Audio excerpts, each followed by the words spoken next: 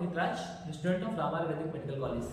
आज हम लोग बात करेंगे स्लिप डिस्क। स्लिप डिस्क क्या होता है, क्यों होता है और कैसे होता है, क्या इसके इलाज हैं, क्या इसके ट्रीटमेंट हैं और क्या इस डेली लाइफ में कुछ सुधार करके इसको ठीक किया जा सकता है, खान पान से ठीक किया जा सकता है। तो आइए हम लोग बात करते हैं।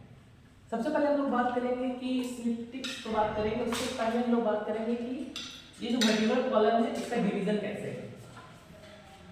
तो इसमें जो है जैसा कि आप लोग जानते हैं सर्वाइकल 7, थोरैसिक 12, लंबर 5 और सैक्रल 5 जो कि फ्यूज होते हैं।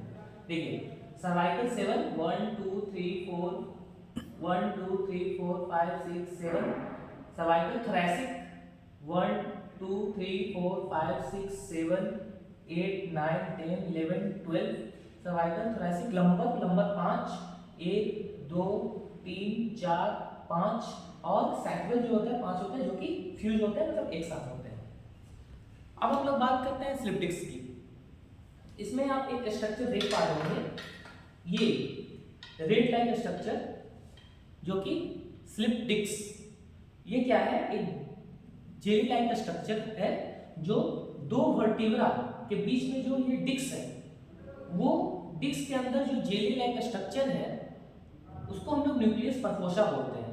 और वो न्यूक्लियस परफोसा डिस्क के चप जाने के कारण या फिर एक पोजीशन में बहुत देर तक बैठने के कारण, जैसे कि जो लोग ऑफिस में काम कर रहे हैं, जो बैंकिंग में हैं, कॉलेज स्टूडेंट हैं, वो बहुत देर तक बैठ पा रहे हैं, एक ही पोजीशन में बैठ पा रहे हैं, उनका कफ चेंज नहीं हो पा रहा है, जिसके कारण से ये स्लिप डिस्क होता है। तो ये जो वर्टिब्रा के कारण जो बीच में ये जो व्हाइट लाइक स्ट्रक्चर है इसको हम लोग डिस्क बोलते हैं, और इसके अंदर जो रेड लाइक स्ट्रक्चर है वो है न्यूक्लियस परफोसा। ये जेली लाइक स्ट्रक्चर होता है जो कि कई केसेस ऐसे होते हैं जिसमें क्या होता है कि नॉर्मल बाहर आ जाते हैं, कुछ केसेस ऐसे होते हैं जिसमें ये फट जाते हैं और इसका लिक्विड बाहर आ जाता है। अब हम लोग बात करते हैं कि क्या सर्जरी जरूरी है, सिर्फ सर्जरी स्लिप डिस्क के केस में पॉसिबल है और कोई ट्रीटमेंट है कि नहीं है। तो है। हम लोग बात करते हैं आयुर्वेदा की। आयुर्वेदा में हम लोग करते हैं NSDR थेरेपी। उसमें हम लोग क्या करते हैं कि जो दो डिस्क है, जो दो वर्टिब्रा है, उसके बीच का जो डिस्क है वो चप गया होता है, तो उसको हम लोग अलाइनमेंट को उठाने की कोशिश करते हैं, जिसके कारण से ये न्यूक्लियस परफोसा जो है वो वापस अंदर चला जा सके। एक्चुअली न्यूक्लियस परफोसा निकलता क्यों है, जो डिस्क है दो उसका चप रहा है, वो प्रेशर लगा रहा है, जिसकी वजह से अंदर का जो red jelly like structure nucleus परफोसा है वो बाहर चले जाते हैं। इससे अब जब ये बाहर होता है तो यहाँ पे जो नसें हैं, जैसे ये पीले कलर की नस दिखाई जा रही है, तो ये नसें वो चपती है जिसके कारण से पेन होता है। तो हम लोग आयुर्वेद में इसमें ट्रीटमेंट की बात करें तो हम लोग NSDR थेरेपी करते हैं, स्नेहन स्वेदन, कटिबस्ती यानी कि लंबर वाले एरिया में है तो हम लोग कटी बोलते हैं, हम लोग कटी बस्ती करते हैं। अगर ग्रीवा वाले एरिया में होता तो हम लोग ग्रीवा बस्ती बोलते हैं, अगर घुटने वाले एरिया में होता तो हम लोग जानू बस्ती बोलते हैं।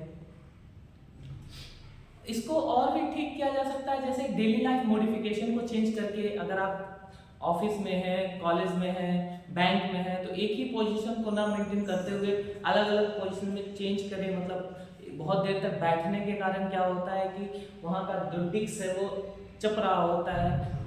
कुछ फूड मॉडिफिकेशन चेंज करके, जैसे कि ठंडा पानी, मैदा, अनानास, पपीता, अरहर की दाल, ये सब अवॉइड करें।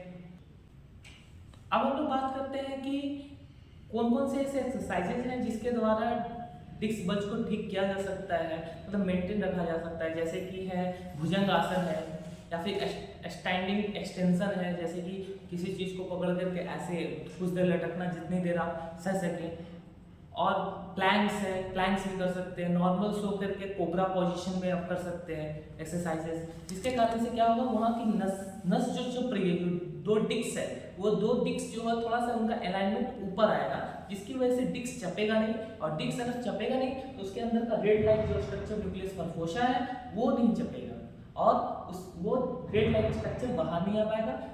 अगर वो बाहर नहीं आएगा तो ये नस को नहीं दबाएगा, क्योंकि जब भी ये बाहर आएगा तो नस को दबाएगा, नस दबेगी तो पेन होगा। तो ऐसे इंफॉर्मेशन के लिए बने रहिए डॉक्टर अग्रवाल हेल्थ केयर के साथ। Thank you.